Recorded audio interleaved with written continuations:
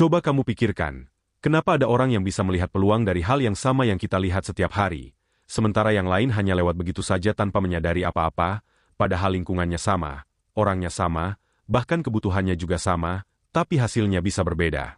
Rizal dulu juga seperti kebanyakan orang, bingung, tidak punya pekerjaan, tidak punya penghasilan, sampai akhirnya dia berhenti mencari ide yang rumit, dan mulai melakukan satu hal sederhana, mengamati, benar-benar memperhatikan apa yang sebenarnya terjadi di sekitarnya setiap hari. Dia mulai melihat dari yang paling dasar, kebutuhan. Setiap pagi dia melihat tetangganya keluar masuk membawa galon kosong, sebagian bahkan harus bolak-balik hanya untuk memenuhi kebutuhan air minum di rumah, dan di situ Rizal sadar satu hal, orang sebenarnya tidak ingin ribet, mereka lebih memilih yang praktis, apalagi dalam satu rumah bisa butuh 2-3 galon sekaligus. Dan kebutuhan ini akan terus berulang. Dari situ dia menemukan ide pertamanya. Bukan sekadar jual air, tapi mempermudah orang. Setiap pagi, Rizal mulai mengantar air isi ulang langsung ke rumah-rumah. 1 galon dia jual sekitar Rp5.000, dan rata-rata satu rumah memesan 2-3 galon. Dalam sehari dia mampu melayani sekitar 30 rumah, yang berarti sekitar 60 galon terjual, dan dari situ dia bisa mendapatkan sekitar Rp300.000 per hari.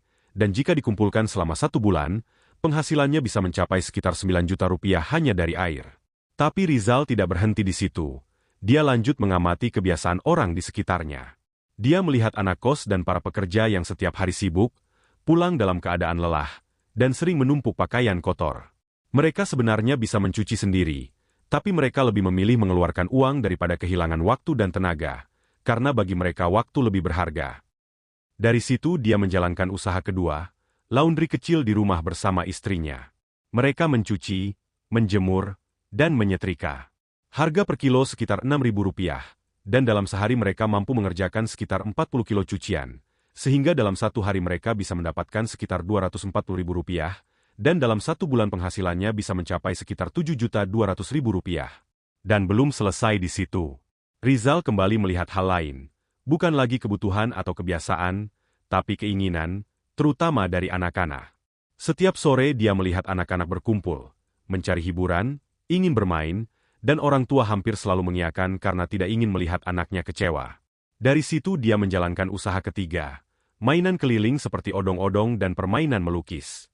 Harga bermain sekitar Rp5.000, dan untuk melukis bisa sampai Rp10.000 karena hasilnya bisa dibawa pulang. Dalam satu sore, Rizal bisa mendapatkan sekitar Rp150.000, karena anak-anak terus datang bergantian, dan jika dijalankan setiap hari, dalam 1 bulan penghasilannya bisa mencapai sekitar Rp4.500.000. Sekarang coba kamu bayangkan, dari air sekitar 9 juta, dari laundry sekitar 7 juta lebih, dan dari mainan sekitar 4 juta lebih. Jika semuanya digabungkan, maka penghasilan Rizal bersama istrinya bisa mencapai lebih dari Rp20 juta setiap bulan. Dan yang lebih mengejutkan, semua itu bukan dari sesuatu yang rumit, tapi dari hal yang setiap hari terjadi. Manusia selalu butuh air, manusia selalu punya pakaian kotor, dan anak-anak selalu ingin bermain.